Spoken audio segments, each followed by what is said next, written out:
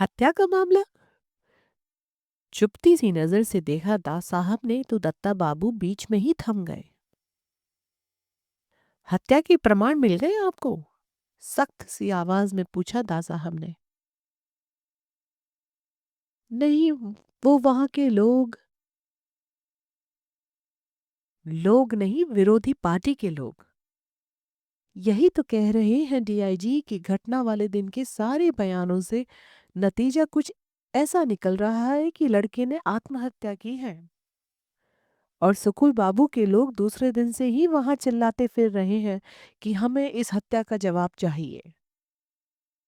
अभी कोई घंटा भर पहले सभा करके धुआंधार भाषण दिया है सुकुल बाबू ने।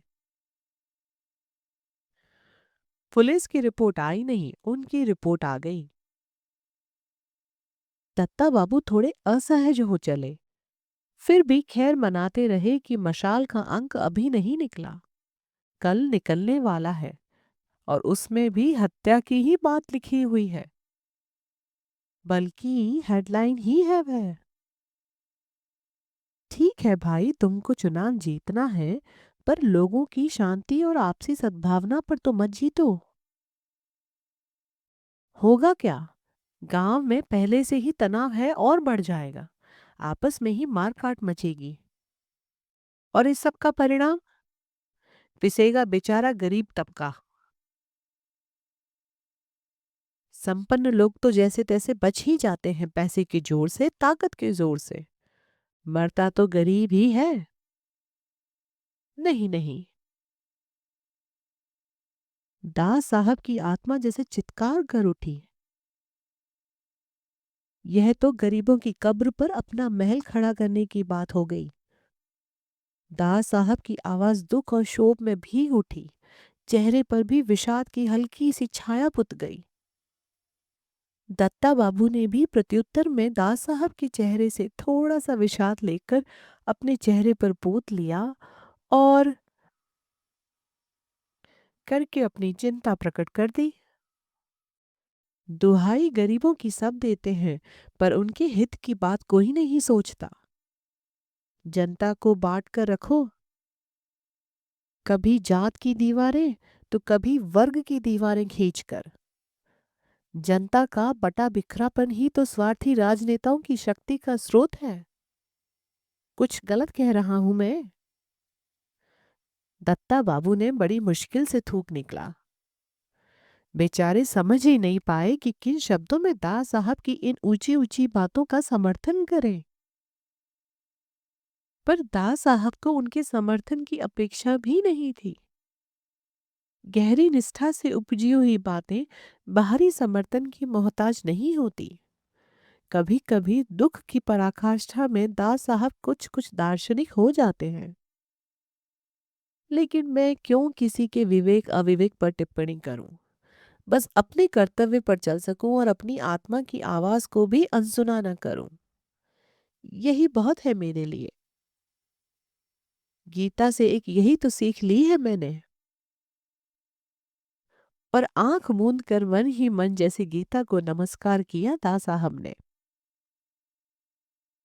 दोबारा जब आंख खुली तो न चेहरे पर परेशानी थी, न विषाद, न आरोप। लगा जैसे गीता ने क्षण भर में ही सब कुछ पोंछ कर उनकी अपनी गरिमा लौटा दी उन्हें। वही सौम्य शांत संयत चेहरा। सारे प्रसंग को स्थगित करके उन्होंने नए सिरे से दत्ता बाबू के साथ जोड़ा अपने को।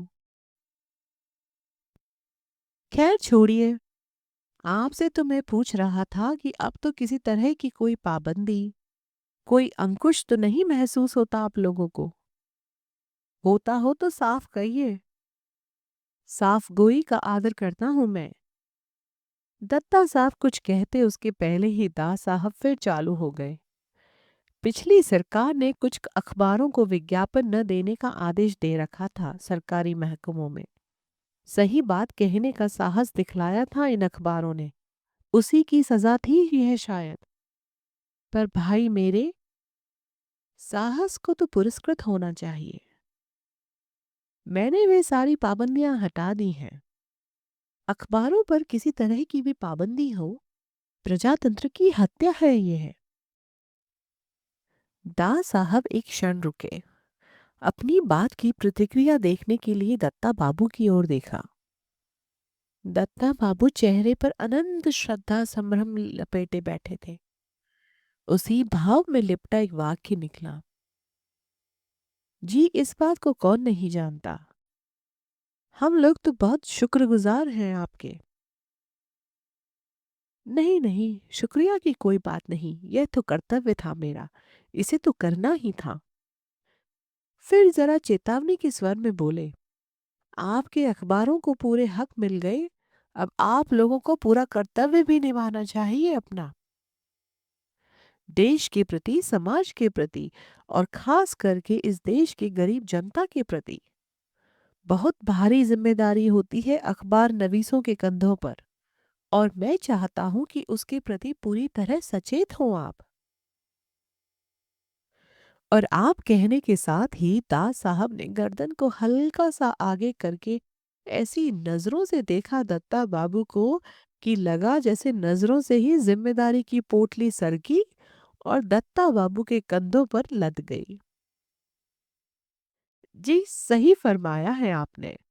फिर जिम्मेदारी के बोझ के नीचे दबे दबे ही पूछा, जी मेरे लायक कोई हुक्म? क्या? कुछ इस तरह से पूछा दास साहब ने जैसे कोई बहुत ही अपरिचित और अनसुना सा शब्द सुन लिया हो। हल्की सी सख्ती के साथ बोले, दूसरों के हुक्म पर चलकर अपना वजूद रख सकेंगे आप? मैंने हुक्म देने के लिए नहीं, केवल आपका कर्तव्य बताने के लिए बुलाया था आपको यहाँ।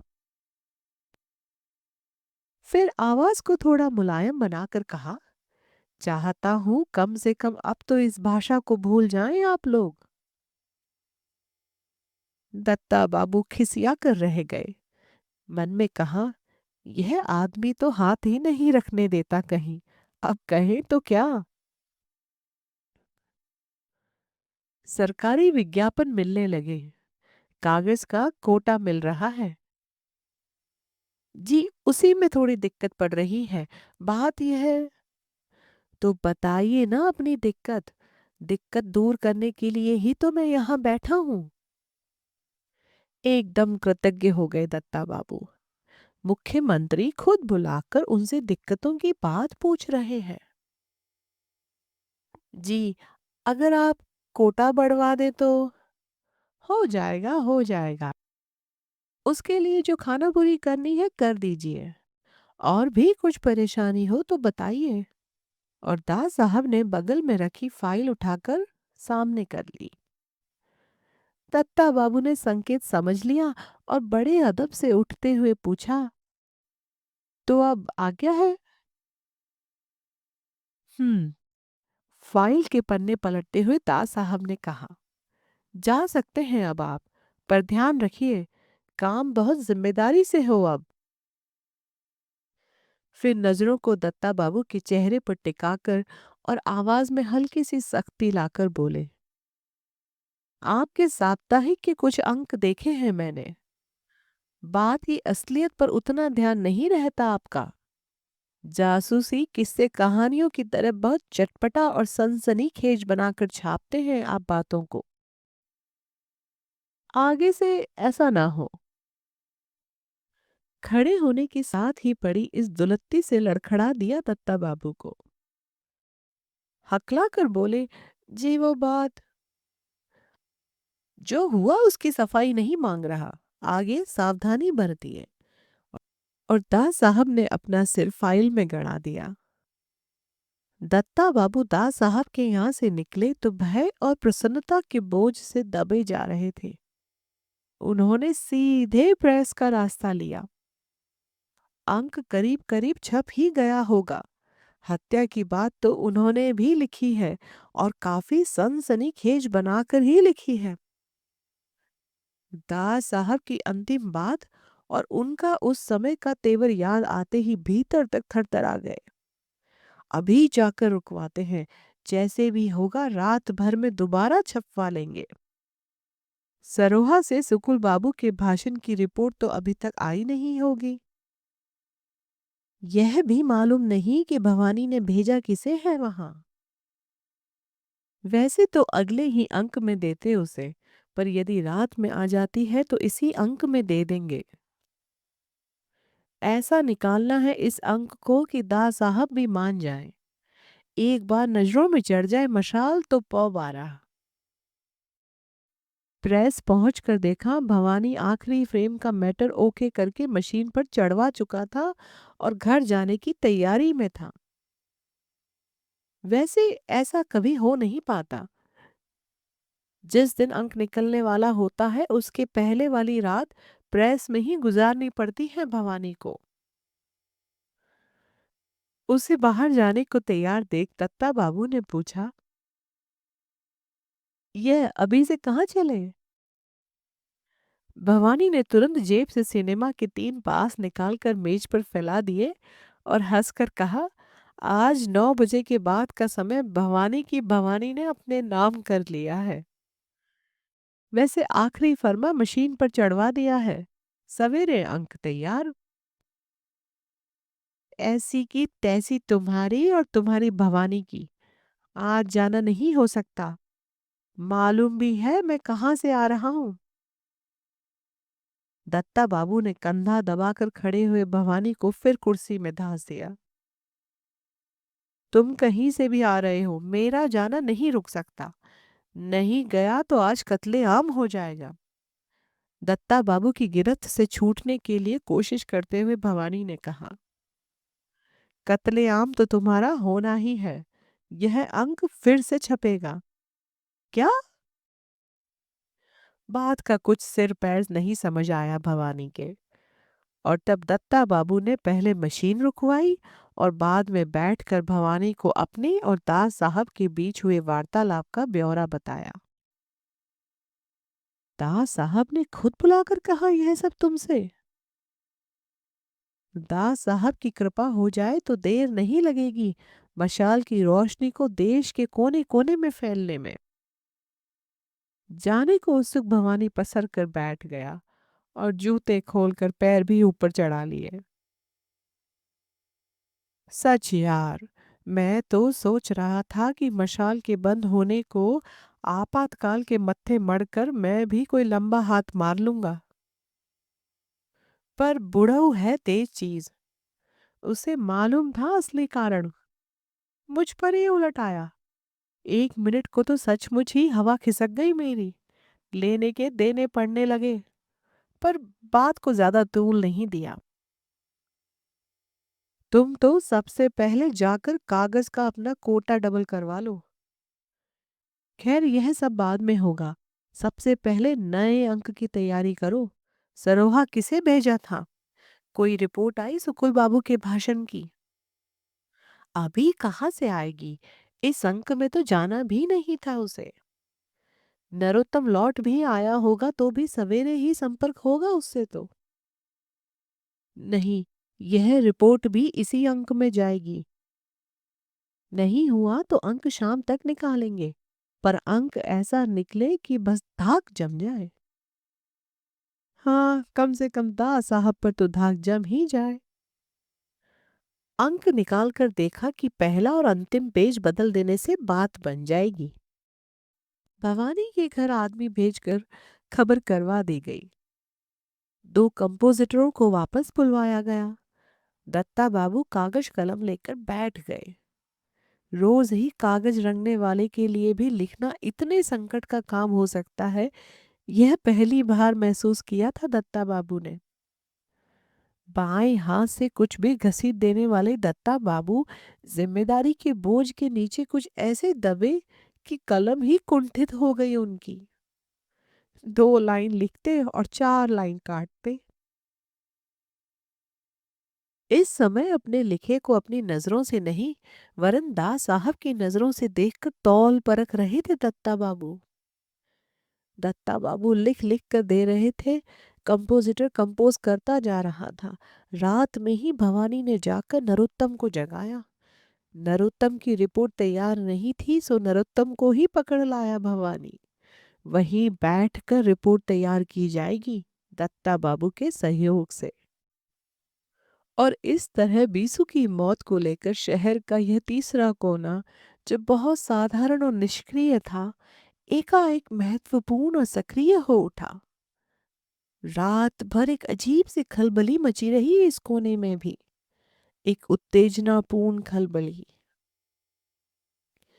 दूसरे दिन मशाल का अंक आया, बिल्कुल नए तेवर के साथ। हेडलाइन बिसेसर की मौत की खबर की ही थी।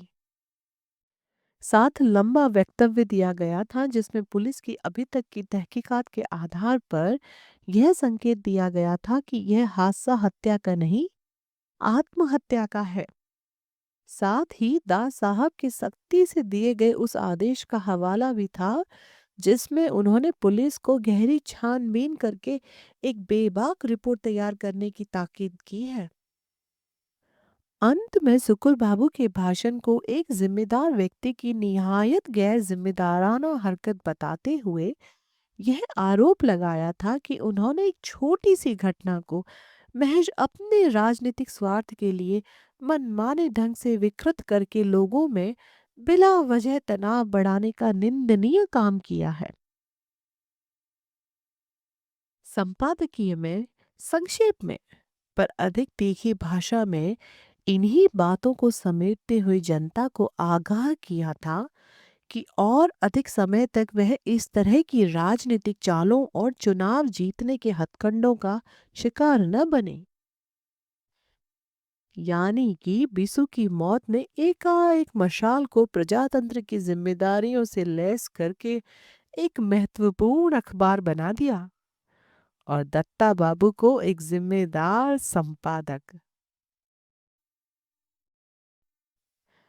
अगर आपको हमारा यह वीडियो पसंद आया हो तो चैनल को ज़रूर सब्सक्राइब करें और अपनी राय कमेंट में लिखना ना भूलें। आपका छोटा सा सपोर्ट हमें और कहानियाँ आप तक पहुँचाने की, आगे बढ़ने की ताकत देता है। धन्यवाद। फिर मिलते हैं अगली कहानी में।